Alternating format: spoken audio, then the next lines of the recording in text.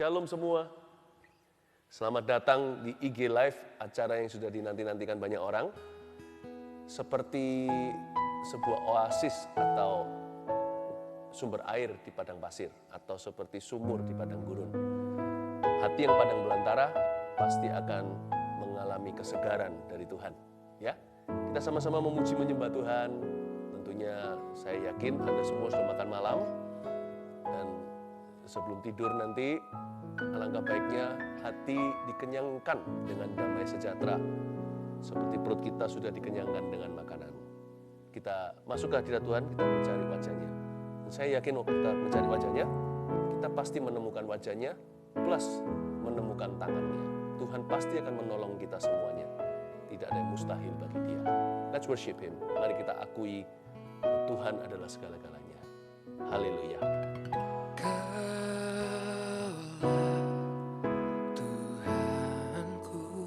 Katakan dengan lembut, Kaulah Raja.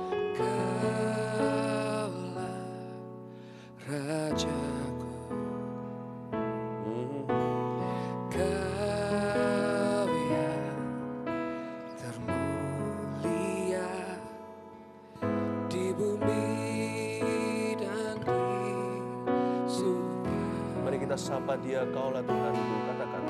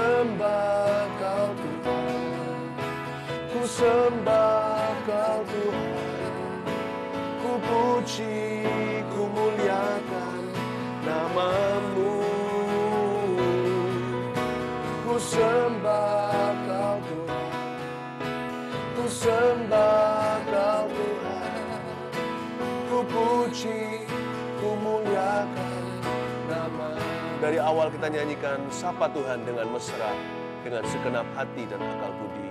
Mari kita nyanyi. Kaulah Tuhanku, Kaulah Rajaku, Kau yang termulia di bumi dan di surga. Mari semua usahakan ikut nyanyi, katakan. Kaulah Tuhanku, Kaulah Rajaku, Kaulah Rajaku, Kau yang termulia di bumi dan di surga. Kau yang termulia di bumi dan di surga. Mari angkat tangan bersama-sama dengan saya. Ku sembah Kau Tuhan, ku sembah Kau Tuhan, ku puji, ku muliakan nama-Mu. Ku sembah Kau Tuhan, ku sembah Kau Tuhan, ku puji, ku muliakan nama-Mu. Mari angkat tangan kita, nyanyikan. Ku sembah Kau Tuhan, ku sembah Kau Tuhan, ku puji, ku muliakan nama-Mu. Ku sembah Kau Tuhan, ku sembah Kau Tuhan, ku puji, ku muliakan nama-Mu. Dua tangan angkat tinggi-tinggi, jangan tahan. Ku sembah Kau Tuhan, ku sembah Kau Tuhan, ku puji, ku muliakan nama-Mu. Ku sembah Kau Tuhan, ku sembah Kau Tuhan, ku puji, ku muliakan nama-Mu. Izinkan saya memberi interupsi sederhana dulu. Saya ingin setiap kita terlibat, saya percaya kita semua bisa menyembah. Waktu kita menyembah Tuhan, partisipasi adalah kasih. Ada bedanya. Jikalau kita hanya menyaksikan, menonton, kita akan diberkati. Tapi waktu kita ikut serta, angkat tangan, nyanyi juga, buka mulut kita dengan suara keras, nggak peduli suara merdu atau tidak, angkat tangan sungguh-sungguh. Kita tidak hanya diberkati, tapi kita sebenarnya berinteraksi dengan Tuhan yang nggak kelihatan. Di sini yang penting bukan hatinya. Hati itu penting, tentulah ya. Tapi yang penting juga adalah ekspresinya. Bukan berarti tiru-tiru orang sebelah. Yang penting kita jujur dengan hati kita. Kalau kita menyembah Tuhan itu dengan segenap kekuatan, tidak hanya dengan segenap hati dan pikiran. Kalau kita cuma pikirkan di dalam, ya Tuhan Kau kusembah. Dengan orang yang sungguh-sungguh tersungkur seperti Maria, yang membasuh kakinya dengan tindakan nyata, dengan rambutnya mahkota seorang wanita. Ada perbedaan antara wanita yang melakukan seperti itu dengan orang yang berkata, ya penting Tuhan, pokoknya hatiku menyembah-Mu. Ada sebuah kedekatan dan keintiman. Saya ajak kita semua untuk menanggalkan mentalitas penonton waktu kita IG Live. Bagi saya bukan jumlah berapa orang yang nanti mengikuti, berapa ribu dan sebagainya, itu yang penting. Tapi berapa hati yang masuk ke hadirat Allah bersama-sama dengan kami. Itu yang paling utama. Saya sudah masuk sih. Saya senang pegang Alkitab saya seperti ini malam hari, membaca firman, dan siap untuk membagikan ke Anda. Saya rasa inilah makanan saya sesungguhnya. Tadi makan malam, itu hanya hidangan tambahan. Ini hidangan utama. Tapi saya ingin setiap hati mengikuti. Ya, bukan berapa ribu, tapi berapa hati yang terkoneksi dengan Bapa Sorgawi. Karena tujuan akhir dari IG Live ini, kita sudah adakan beberapa kali, visinya adalah perubahan hidup, perubahan nyata. Mari kita sama-sama masuk menyembah. Kita nyanyikan lagu ini, Ku sembah Kau Tuhan. Boleh saya minta Anda mengangkat tangan seperti ini, sekalipun saya tidak melihat Anda. Tuhan memandang. Ku sembah Kau Tuhan, ku sembah Kau Tuhan, ku puji, ku muliakan nama-Mu. Ku sembah Kau Tuhan, ku sembah Kau Tuhan, ku puji, ku muliakan nama-Mu. Mari semua bergabung katakan, ku sembah Kau Tuhan, ku sembah Kau Tuhan, ku puji, ku muliakan nama-Mu. Ku Ku sembah Kau Tuhan, ku sembah Kau Tuhan, ku puji, ku muliakan nama-Mu. Sekali lagi ku sembah Kau Tuhan, ku sembah Kau Tuhan, ku puji, ku muliakan nama-Mu.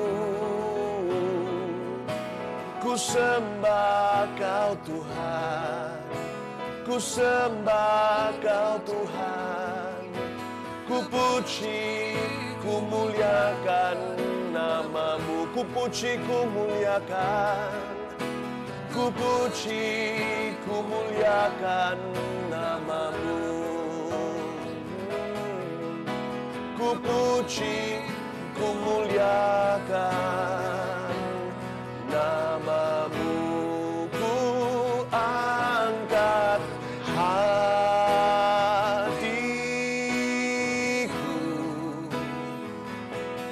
ku pandang kekudusan-Mu. Saat ku sembah, ku puji-Mu, ku rasakan kehadiran-Mu Tuhan. Ku angkat hatiku,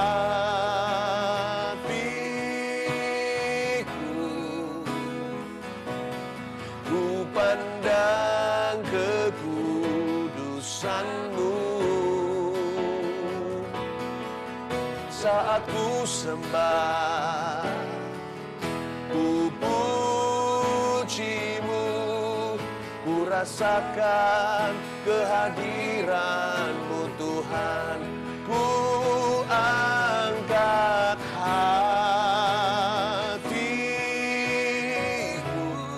hatiku, ku pandang kekudusan-Mu. Saat ku sembah, ku puji-Mu, ku rasakan kehadiran. Mari kita rasakan hadirat Tuhan sama-sama. Ku angkat hatiku, ku pandang kekudusan-Mu.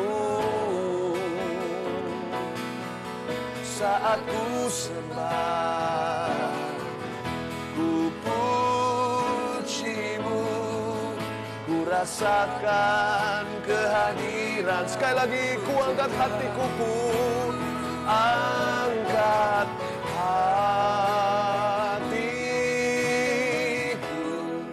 Oh Tuhan, ku pandang kekudusan-Mu.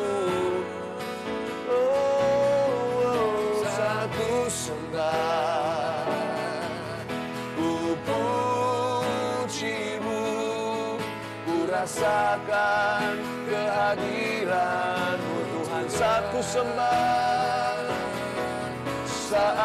sembah, oh ku puji-Mu, ku rasakan kehadiran-Mu Tuhan. Ku rasakan kehadiran-Mu Tuhan.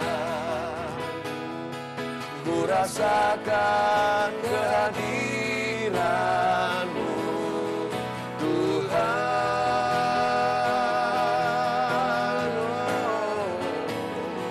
Masing-masing kita sendiri-sendiri serbu menuju kepada tahta.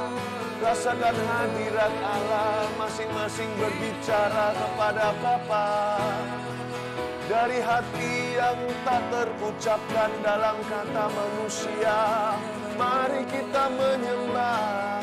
Shikaramaya raya raya sanaraya namo, Yaralamaya sanaraya ramaya sanaraya sanara, Oramaya maya ramaya so. Mari kita semua memuji menyembah Tuhan di dalam bahasa baru yang Tuhan berikan. Mari kita semua datang kepada Tuhan, berdoa di dalam hati yang paling dalam, berseru dalam keluhan yang tak terucapkan, hingga terjadi terobosan dalam roh dan jiwa kita, hingga damai sejahtera mengalir seperti air dan seperti sungai di padang belantara. Angkat kedua tangan, angkat wajah. Bapa mencintai setiap orang, Bapa mengasihi setiap hati. Oh haleluya. Oramakaya shanana matakaya ramaya. Iralamaya sanaya sanaya ralamu. Sembah itu dua arah. Tuhan beri kata-kata. Penaku seperti pena emas menuliskan mazmur di hadapan-Mu Tuhan. Dari mulutku, dari mulut bayi, bahkan Kau letakkan firman untuk membungkam musuh-musuhmu dan musuh-musuh kami. Oramakaya so, sampai terjadi terobosan, hingga terdengar sebuah jawaban. Aku akan terus menyembah, aku akan berlari mendahului yang lain, masuk ke tahta suci-Mu Tuhan Yesus. Di sana ada serafim-Mu, bersama para malaikat menyembah. Angkat suara, angkat tangan, angkat wajah. Bapa mencintai kita semua. Uramakapaya shanana marama-rama. Hingga kita percaya, masuk cukup dalam hingga kami yakin bahwa dalam setiap pergumulan kita ada jawaban yang menanti. Oramaya shanana sande.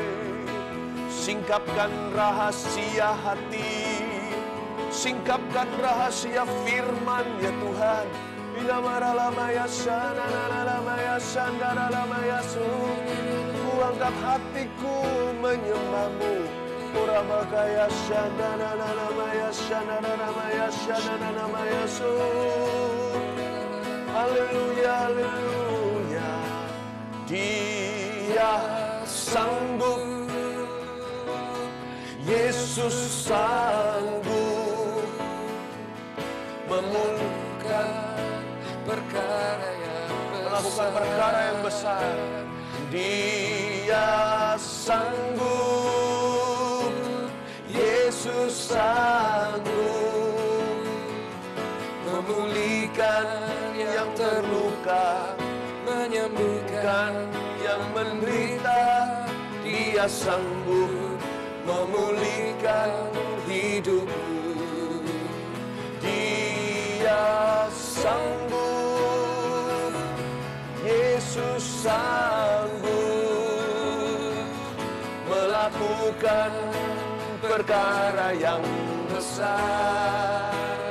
Dia sanggup, Yesus sanggup memulihkan yang terluka, menyembuhkan yang menderita. Dia sanggup memulihkan hidupku. Katakan, Dia sanggup, Yesus sanggup melakukan perkara yang besar. Dia sanggup, Yesus sanggup memulihkan yang terluka, menyembuhkan yang menderita. Dia sanggup memulihkan hidupku. Dia sanggup memulihkan hidupku. Dia sanggup memulihkan hidupmu.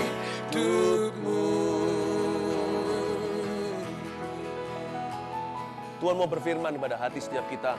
Memang menunggu sampai ke tempat lebih dalam, di situ ada ikan.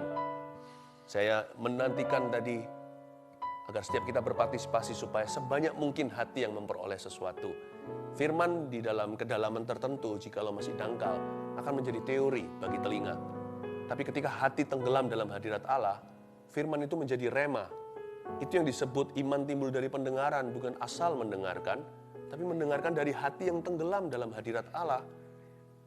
Dan di dalam kedalaman seperti itu dan keintiman dengan Allah, firman itu menjadi jawaban.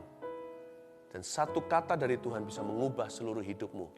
Iman menjadi mudah, menjadi gampang gitu. Rasanya untuk percaya tidak perlu didorong-dorong dan ditarik-tarik, tidak perlu dipush-push begitu.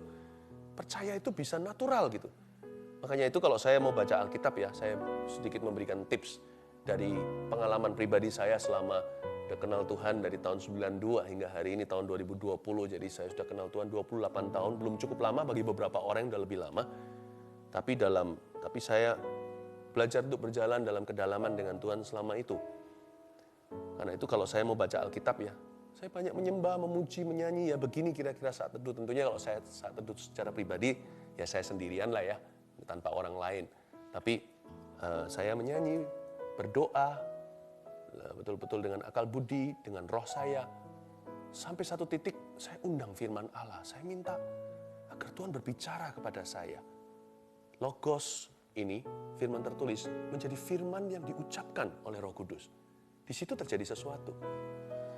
Kalau saya renungkan ya, ada banyak hal yang di dalam kehidupan saya ini, yang perkara-perkara yang baik, yang indah, apalagi yang luar biasa dan sempurna, itu datangnya bukan dari hasil pikiran saya.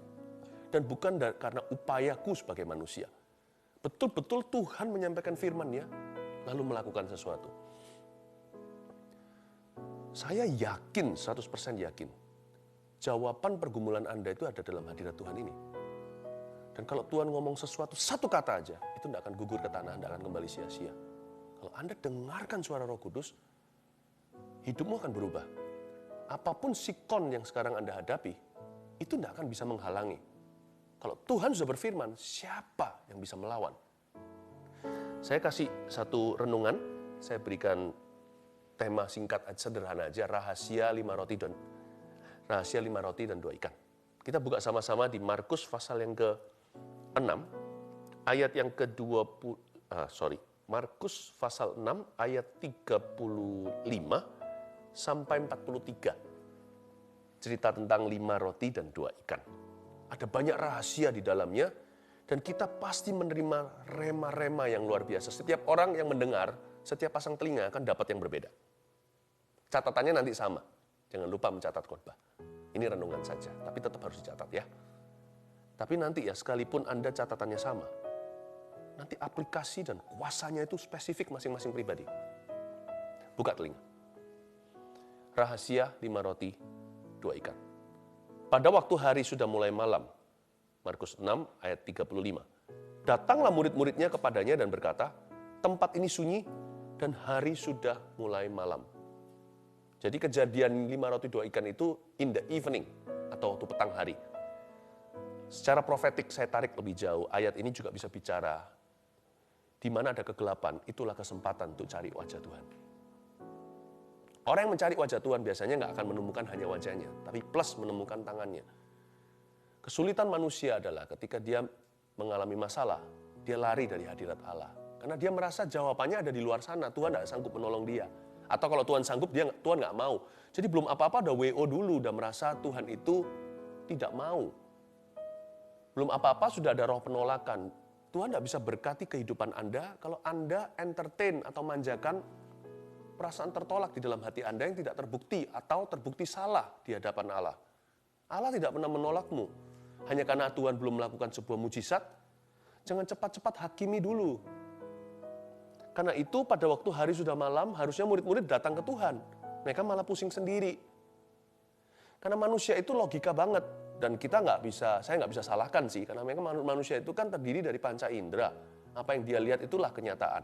Apa yang nggak kelihatan, dia nggak percaya. Karena itulah perlu doa seperti ini, bukan untuk ingatkan kita masih ada yang namanya jalur iman. Kalau kita sudah berusaha. Ya memang di luar sana ada orang yang iman-iman doang, lalu tidak melakukan sesuatu, itu jadi batu sandungan. Tapi bukan berarti gara-gara mereka kita jadi trauma sama yang namanya beriman. Hanya karena di luar ada uang palsu, bukan berarti semua uang itu nggak ada aslinya. Jangan sampai orang yang imannya kurang tanggung jawab membuat Anda jadi takut beriman, merasa bersalah, merasa masa iman-iman saja. Masih ada jalur iman, makanya perlu doa seperti ini. Pada hari waktu malam, itulah tandanya mujizat akan segera terjadi. When you see problems all around you, then that's probably the best place for a miracle, right? Atau Anda lihat persoalan di kiri kanan, mungkinkah itu adalah waktu yang lokasi yang paling strategis untuk mujizat terjadi? Saya punya satu kalimat, mungkin Anda bisa tulis ini. When you reach the end of your resources, you probably have just found the beginning of your miracle. Waktu Anda dan saya sampai kepada ujung tombak sumber daya kita sebagai manusia, kemungkinan besar kita baru saja menemukan permulaan mujizat kita. Itu dia. Nah, ini terjadinya malam hari, oke? AM, PM, AM, PM-nya, pagi, malamnya. Sekarang kita lihat ayat yang ke-36. Suruhlah mereka pergi, supaya mereka dapat membeli makanan di desa-desa dan di kampung-kampung sekitar ini. Ini perkataan murid-muridnya ini. Kalap, panik. Suruh mereka pergi, Tuhan. Kita nggak bisa kasih makan mereka. 5.000 orang laki-laki, belum lagi yang perempuan dan anak-anak. Berapa puluh ribu itu di situ, di bukit itu. Sudah suruh mereka pergi. Tapi jawab Yesus ayat 37, tetapi jawabnya, kamu harus memberi mereka makan. Kata mereka kepadanya, dalam protes tentunya, jadi haruskah kami membeli roti seharga 200 dinar untuk memberi mereka makan? Siapa bisa kasih makan puluhan ribu orang? Kalau satu roti seharga 200 dinar, berapa duit itu? Tuhan, kita nggak kaya. Dan sekalipun di sini ada orang kaya, Yusuf Arimatea atau siapa di tokoh-tokoh di Alkitab yang diberkati, apakah cukup semua harta ini untuk memberi makan semua orang yang kelaparan di dunia? Mereka itu lupa kalau mereka bicara sama Tuhan Yesus. Nah, ayat 36 dan 37 mengajarkan kita sesuatu. Salah satu rahasia 5 roti 2 ikan adalah supaya kita introspeksi. Gini, ayat 36, murid-murid Yesus berkata begini, Tuhan suruh mereka pergi. Tapi jawab Yesus di ayat 37, kamu harus memberi mereka makan. Please, hari-hari ini kita harus banyak introspeksi, mumpung kita ada banyak waktu untuk berdiam diri. Selama ini adakah di antara kita yang terlalu bossy, terlalu suka suruh-suruh orang, perintah-perintahin orang-orang di kanan kiri? Adakah di antara kita itu yang suka mengajarkan sesuatu tapi kita sendiri tidak pernah melakukannya atau double standard, luar dalam nggak sama? Kalau kita mau mengalami karya Tuhan semakin nyata, kita nggak harus sempurna. Tuhan itu tidak pernah berjanji memberkati orang jikalau dia sempurna.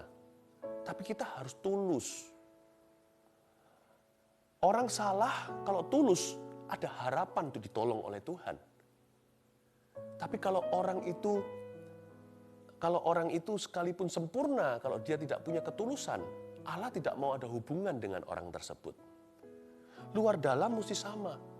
Suruhlah mereka, kata murid-murid pada Yesus. Tapi Yesus berkata, no, kamu harus beri mereka makan. Kamu jangan suruh-suruh orang kalau kamu sendiri tidak mau pergi kelaparan. Kamu mau makan, kok suruh mereka pergi, perut hampa, itu gimana? Janganlah kita suruh orang melakukan sesuatu jikalau kita sendiri tidak bersedia melakukannya. Jangan suruh orang lain melakukan apa-apa jikalau kita sendiri tidak pernah bersedia untuk melakukan apa yang kita perintahkan. Tuhan suruh kita tulus jadi orang. Hari-hari ini ternyata di masa-masa kita dirumahkan, ini ujian.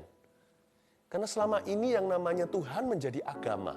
Tapi sekarang kita harus berjumpa dengan orang yang sama. Tuhan itu akan menilai bagaimana kita itu memperlakukan orang lain. Hari-hari ini adalah waktu-waktu di mana Tuhan akan memurnikan umatnya. Memurnikan umat. Kita semua diuji di taraf yang paling rendah. Kita harus menghadapi ini, segala sesuatu itu dengan kita tidak bisa lagi, kita harus apa adanya. Sehari-hari bukan kita di rumah contohnya.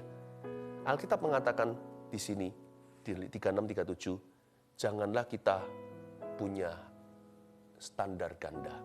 What you want others to do unto you, do it unto others. And thus you will, Anda akan melihat sebentar lagi, apapun yang Anda jama akan dilipat gandakan oleh Tuhan.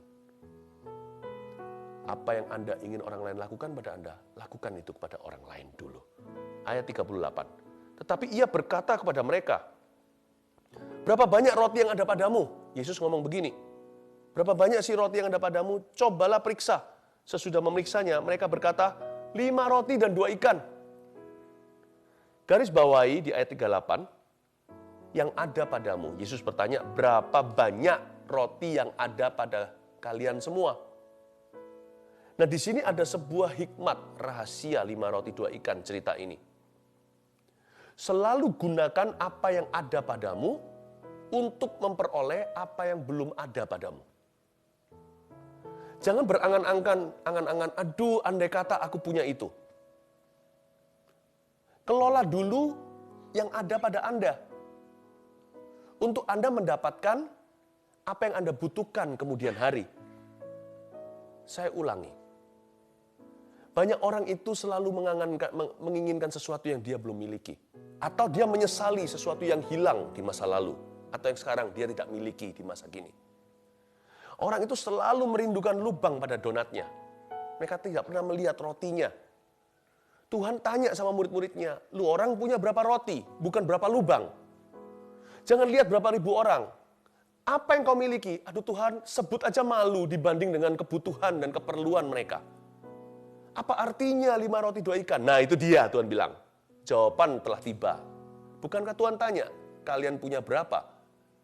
Mungkin mereka ragu-ragu mengucapkannya, tapi akhirnya ketahuan mereka punya 5 roti 2 ikan. Tuhan bilang, pertanyaanku sederhana, kamu punya apa? Aku tidak tanya kepadamu, kata Tuhan pada murid-muridnya, kamu bisa beri apa?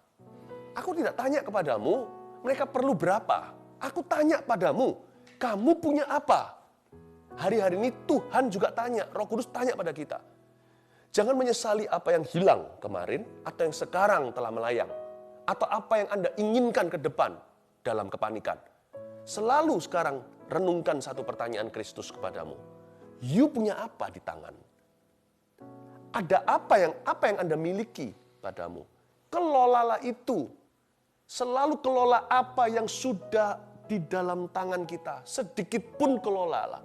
Karena itu nanti Tuhan sanggup lipat gandakan dengan caranya yang heran untuk menjadi jawaban di kemudian hari. Dan semua kebutuhanmu akan tercukupi.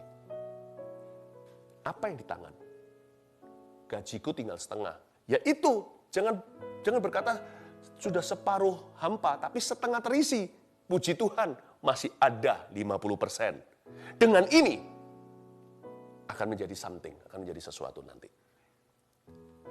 Selalu gunakan apa yang ada padamu untuk mendapatkan apa yang belum ada padamu, yang nanti akan ada. Selalu pakai yang sudah ada di tangan. Always use what you have, not use what you don't have. Use what you have to gain what you do not yet have. Semoga Anda malam-malam setelah makan gini, saya ajak sedikit muter, mikir, supaya bisa nangkep ya, maksud saya ya. Tuhan tanya sama dia, sama mereka, berapa banyak roti yang ada padamu? Tuhan tanya padamu sekarang, kalian masih punya apa? Serahkan pada Tuhan. Jadilah seorang pengasih, jadilah seorang pelayan, jadilah seorang pensyukur. Nggak tahu ada kata seperti itu nggak? Jadilah seorang pemberi, orang pemberi. Tuhan tanya sama mereka, kalian punya 5 roti 2 ikan kan? Ya, kamu harus memberi mereka makan. Ayat 37 kembali tadi, saya garis bawahi. Tapi jawabnya, kamu harus memberi mereka makan. Garis bawah ini, kamu harus memberi. Kamu harus jadi memberi. Saya bersyukur saya tidak izinkan keadaan ini saya menjadi orang yang pelit dan kikir. Tidak. Saya tidak sehari-hari hanya memikirkan diri sendiri. Besok makan apa? Masih bisa begini, begitu enggak? Masih bisa keluar enggak? Masih bisa belanja? Ya tetap harus bertanggung jawab. Semua itu harus ada persediaan dan persiapan. Namun hati saya tidak melekat padanya. Karena Tuhan berkata, kamu harus memberi mereka makan. Kamu harus memberi. Kamu harus memberi mereka makan. Kamu harus memberi. Kalau kamu mau diberi, kamu harus memberi. Bukankah tadi yang saya sudah sebutkan, standar Tuhan, ketulusan. Inside, outside harus sama. Lakukan pada orang lain apa yang Anda ingin orang lain lakukan kepada Anda. Kalau Anda mau diberi oleh Tuhan, Anda juga harus belajar memberi. Sebab Tuhan perintahkan pada murid-muridnya, kamu harus memberi. Baru setelah itu tambahkan, mereka makan. Kamu harus memberi. Hari-hari ini, kamu harus memberi pujian pada orang-orang yang layak mendapat pujianmu. Di rumah contohnya. Kamu harus memberi waktu. Kamu harus memberi, bahkan seorang janda di perjanjian lama, seorang nabi luar biasa datang. Makanan terakhirnya pun dikasihkan. Bayangkan, Tuhan menuntut kita semua jadi pemberi setiap waktu. Jadi pengasih setiap waktu. Ya, itu dia. Itu rahasia 5 roti 2 ikan. Ternyata lebih dari sekedar makanan. Tuhan mengajarkan prinsip dan hukum-hukum supranatural kepada mereka. Kalau mereka mau mengalami terobosan harus dimulai di dalam diri. Kalau di dalam diri mereka tidak ada terobosan, niscaya tidak akan ada terobosan apa-apa di luar sana. Yang Tuhan cari, itu iman di hati. Nah, kita lihat ayat yang ke-39. Lalu ia menyuruh orang-orang itu supaya mereka duduk berkelompok-kelompok di atas rumput hijau. Maka duduklah mereka berkelompok-kelompok, ada yang 100, ada yang 50. Ada yang 100, ada yang 50 orang. Garis bawahi supaya semua duduk berkelompok-kelompok di atas rumput hijau. Kenapa ditekankan di sini rumputnya hijau? Suruh aja mereka duduk di tanah. Lebih simpel, nggak usah sepanjang ini kalimatnya. Tuhan tidak akan menunjukkan mujizat pelipat gandaan sampai murid-murid Tuhan itu merasakan hijaunya rumput. Jangan bandingkan rumputmu dengan rumput tetangga yang kelihatan selalu lebih hijau dari rumput Anda. Belajarlah rasa puas dan bersyukur dengan yang sedikit padamu atau dengan yang lebih sedikit sekarang padamu. Not until the grass seems greener on your side that you will see the power of multiplication. Sebelum Anda bisa setuju dengan Kristus bahwa rumput di rumahmu lebih hijau daripada rumput di tetangga, Anda tidak akan mengalami pelipat gandaan apa-apa. Karena lipat ganda itu hanya dengan cara menengadah dan bersyukur atas 5 roti 2 ikan itu. It was given through thanksgiving. Itu diberikan melalui rasa syukur. Jadi karena itu ditekankan, mereka semua disuruh duduk sama Yesus. Murid-murid itu loh, suruh orang-orang itu duduk, 5.000 orang itu berkelompok-kelompok di atas rumput yang hijau. Katakan berkelompok-kelompok. Ya. Salah satu hal lagi yang diajarkan di dalam 5 roti 2 ikan ini, dalam cerita yang luar biasa ini adalah di masa-masa ketika kita diperhadapkan dengan sebuah kebutuhan yang luar biasa, melebihi kemampuan kita manusia untuk memenuhinya. Tuhan suruh hati kita belajar berhikmat begini. Belajar untuk mengelompokkan masalah menurut tipe dan jenisnya. Coba Anda dan saya bisa melihat apakah masalah kita ini masalah yang sifatnya masalah itu sifatnya teknis, praktis, atau masalah rohani. Kita harus bisa memilah-milah di dalam benak batin pikiran kita. Tuhan tidak mau kita itu tiba-tiba langsung udah campur baur perasaannya. Karena kita tidak menerima roh yang membuat kita menjadi ketakutan. Kita menerima roh yang membuat kita punya pikiran itu tertib. Dalam bahasa Inggrisnya, we receive the spirit of sound mind. Pikiran yang tertib itu bisa mengelompokkan atau mengkategorikan problema. Lord, I have a problem. Waktu kita mendekat pada Tuhan, disinari pikiran, akal budi kita pun main. Roma 12 katakan itulah pembaharuan pikiran. Disinilah kita bisa menaruh dalam kategori, meletakkan yang ini masalah sifatnya relasional, yang ini masalahnya praktis, yang ini masalahnya rohani.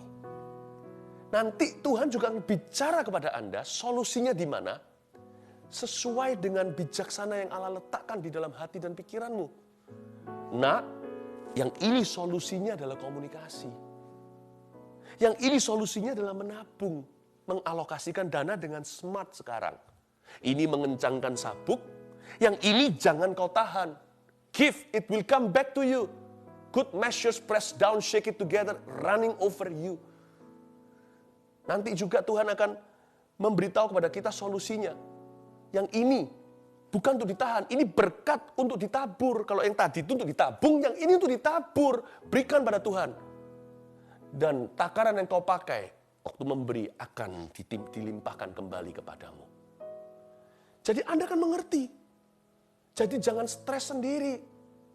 Percayalah dalam Kristus ada jalan. Mungkin bukan jalan tol, ada jalan tikus, so pasti.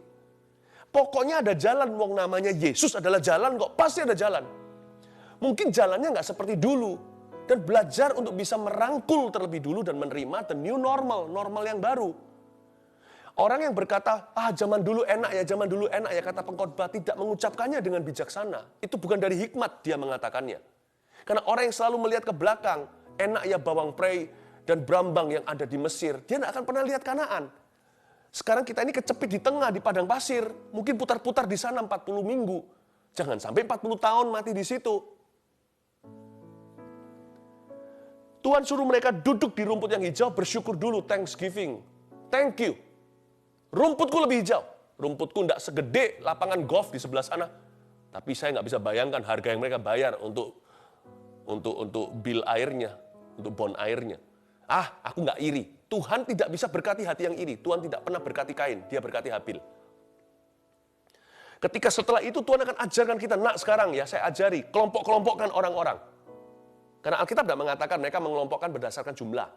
10-10 atau 5-5 atau 50-50 nggak dikatakan begitu di ayat ini.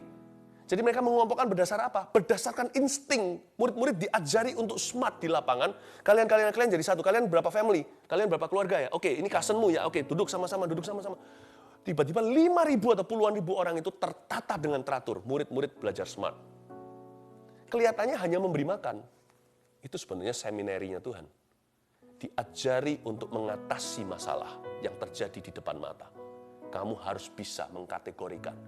Ini problema apa? Yang ini harus masuk di kantong yang mana? A, B, atau C.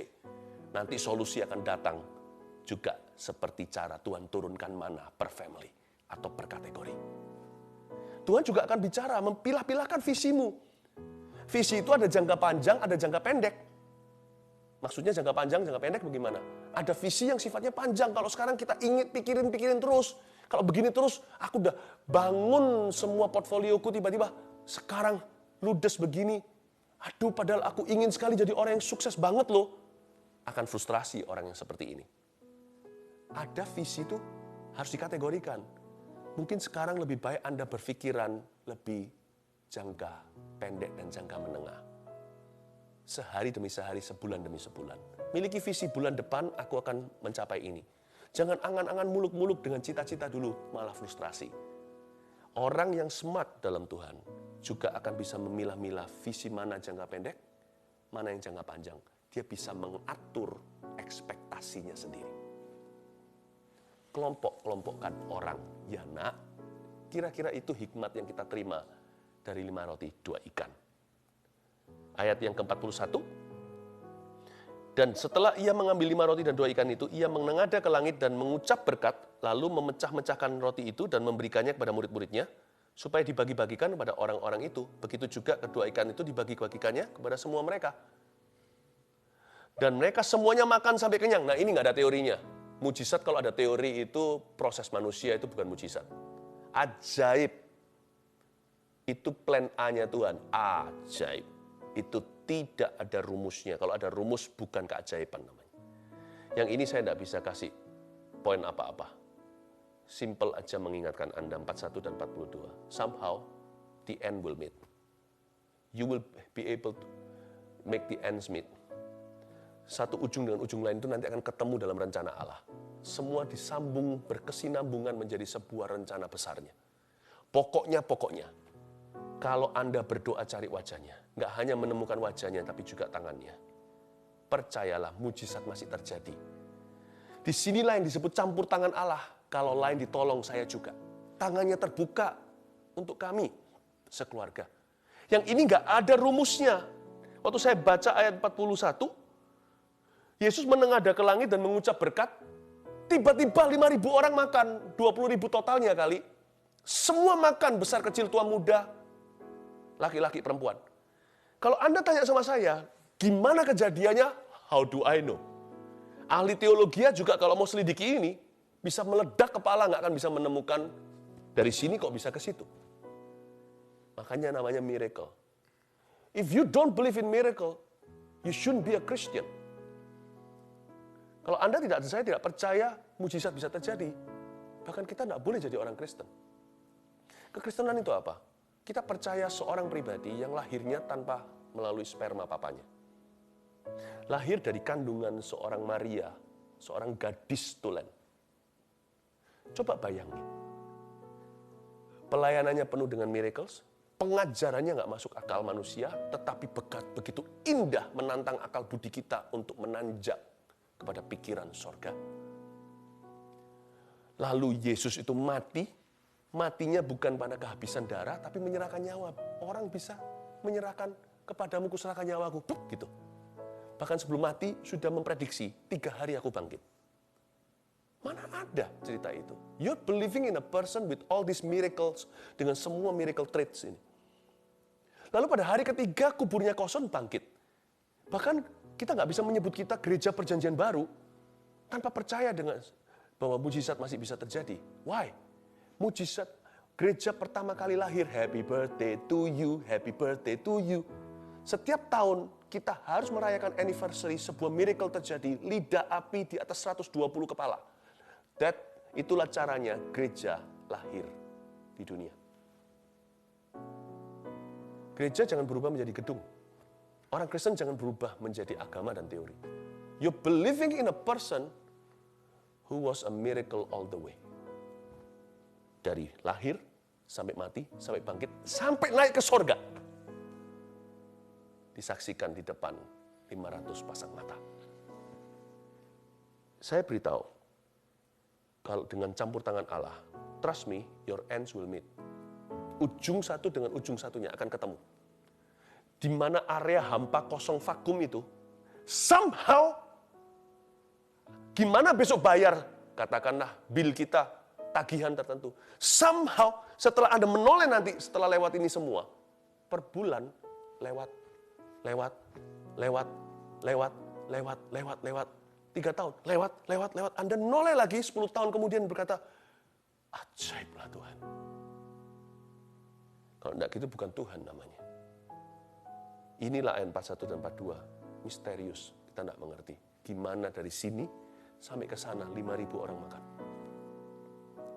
Mintalah campur tangan Tuhan. Lakukan bagianmu, kelompok-kelompokkan. Lakukan bagianmu, standar 1, ketulusan.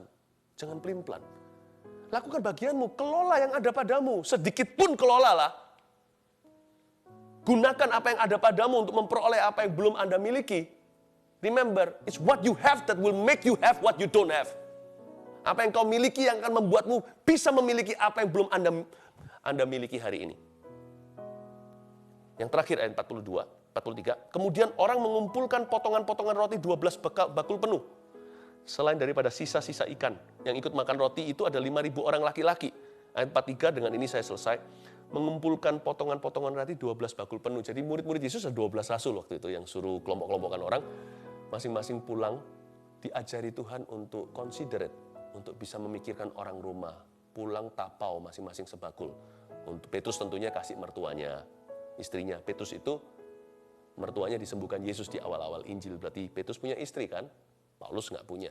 Paulus itu single all the way. Murid-murid yang lain juga, rasul-rasul yang lain. Mereka masing-masing pulang bawa satu bakul. Itu bakulnya banyak, itu besar. Jadi mungkin dimakan dengan orang-orang satu RT. Kita makan bersama dan sebagainya. Tuhan itu ajari mereka untuk menghargai blessing to the last drop. Dan untuk menjadi blessing to the last drop. Untuk menjadi berkat sampai titik darah penghabisan. Untuk menghargai berkat sampai titik terakhir. Tetesan terakhir. Saya kasih lagi contoh ya. Nggak hanya 12 bakul penuh. Sisa-sisa ikan pun dibungkus. Ada satu keajaiban yang luar biasa. Memecah-mecah roti kan, 5 roti, jadi banyak. Biasalah, karena roti dari tepung segalanya atau dari ragi dan sebagainya. Ikan, itu ikan cuma 2. Dipecah mungkin dari area kepala, yang sisa ekornya setengah badan, keluar kepalanya lagi. Ini ikan nggak pernah melewati masa-masa jadi telur, nggak pernah mencicip air, langsung gorengan. Ini ikan bukan plastik loh ya, ikan-ikanan seperti daging kepiting palsu. Oke? Ini adalah ikan beneran, kalau Anda buka dalamnya juga ada rinya. Juga ada tulangnya, ada organ dalamnya jikalau ada, termasak semuanya kayak ikan kecil atau ikan apa. Ini ikan Tuhan ciptakan tanpa lewat laut. Itu ciptaan, karena ini bukan ikan palsu. Kalau yang dicabut adalah daerah ekornya, tinggal kepala yang di tangan, ini ditaruh di piringnya, tiba-tiba pluk, muncul ekor. Jadi setiap kali dipecah satu ikan, itu ada satu ekor ikan ciptaan baru. Sejak dunia dijadikan, tak pernah mencicipi air maupun lautan. Amazing. God can bless you. Tuhan bisa memberkati Anda di luar teorimu. Tuhan bisa memberimu mujizat di luar biologi yang Anda kenal selama ini. Dan setiap ikan itu Tuhan bungkus. Tidak boleh sisakan. Setiap udang jangan dibuang. Setiap ekor itu adalah satu berkata sendiri. Tuhan ajari mereka untuk ringkas sisanya dan dimakan kemudian hari. Tuhan ajari kita untuk belajar menikmati dan menghargai every little blessing. Hari-hari ini adalah waktu yang tepat. Kalau Anda makan nasi, jangan sisakan satu butir. Belajar berkata ini semua dari Tuhan. Itu satu beras. Itu satu padi. Belajar menghargai. Nanti ya, keluar dari masa corona ini, kita akan menuai anak-anak Tuhan yang setia dalam perkara sederhana. Watch out world, you will begin to see great men and women. Karena barang siapa dipercaya perkara kecil, dia akan dipercaya perkara besar. Dengan kata lain, barang siapa bisa dipercaya dengan perkara kecil, dia akan menjadi orang besar. Are you ready jadi orang yang besar? Mari sekarang taruh percaya kepada Tuhan, praktekkan firman Tuhan ini. Allahku akan mencukupi kebutuhanmu. Allahku kan memenuhi keperluanmu menurut kekayaan dan kemuliaannya. Allahku kan mencukupi kebutuhanmu di dalam Yesus Tuhan. Allahku kan memenuhi keperluanku menurut kekayaan dan kemuliaannya. Allahku kan mencukupi kebutuhanku di dalam Yesus Tuhan. Katakan tiada yang mustahil baginya. Tiada yang mustahil bagi Dia. Ajaib segala perbuatannya, segala perkara ku tanggung dalam Dia, di dalam kekuatan kuasa-Nya, di dalam kekuatan kuasa-Nya.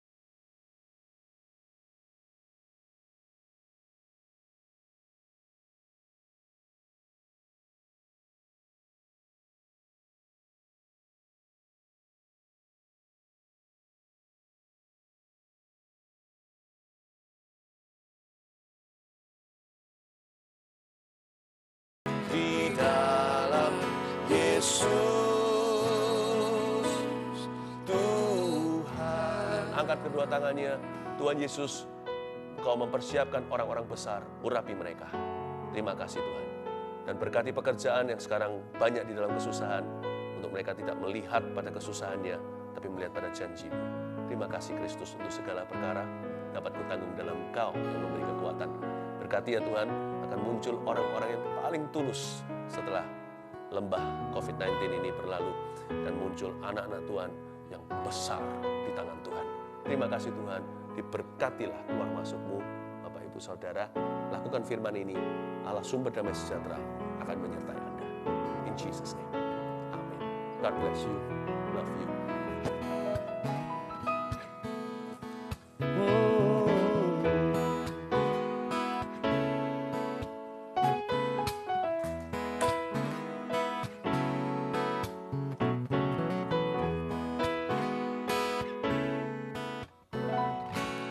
Percayalah kepada Tuhan dengan segenap hatimu, Dan jangan bersandar kepada pengertianmu sendiri.